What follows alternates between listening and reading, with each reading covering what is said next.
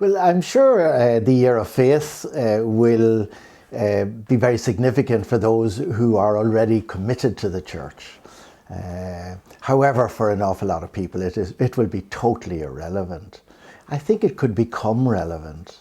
For me, there is no faith without justice. That love one another is at the core of our Christian faith.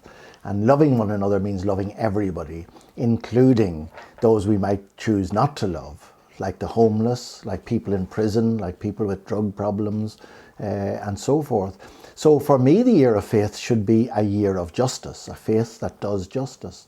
And if the church were to proclaim a year of justice, I think that would have a significant impact on an awful lot of people who are quite alienated from the church and feel quite marginalised within the church.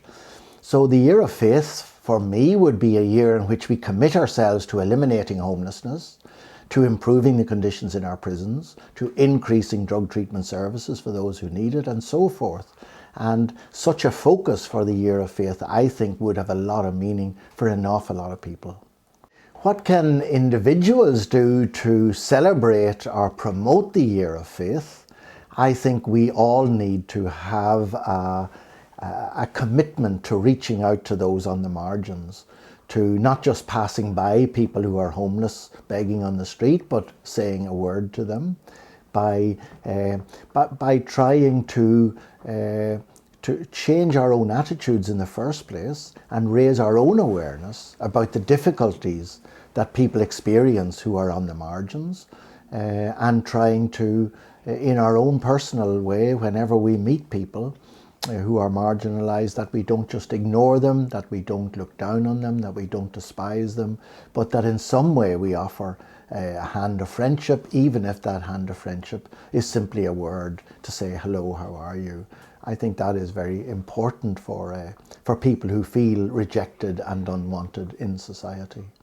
For me, the Eucharist is at the very centre of our faith, and the Eucharist is remembering in thanksgiving and celebrating the total self-sacrifice of Jesus for our sake. And if we are therefore to follow in his footsteps, we have to commit ourselves to a total self-sacrifice for the sake of our own brothers and sisters. And so for me, going to Eucharist is not so much going to do our duty, but going to recommit ourselves to leaving the church to do our duty. And doing our duty means loving one another, and that includes and especially loving those we might prefer not to love. Because the characteristic of Christian love is its universality. Every single human being is a child of God. Every single human being deserves our care and our compassion and our love. And if the characteristic of Christian love is its universality, it must include every person, then the test of Christian love is not whether I love my friends or not, because that's the easy part. The test of Christian love is whether I can try and love those I'd prefer not to love. And that's the proof that I am trying to live a universal love. We work we're primarily with homeless people. We try to provide accommodation and care for people who are homeless. Some of those, not all by any means, but some of those would have other issues like drugs or mental health problems. And we would also try and help people deal with those. So we have 10 hostels. We have 3 hostels for young people under the age of 18.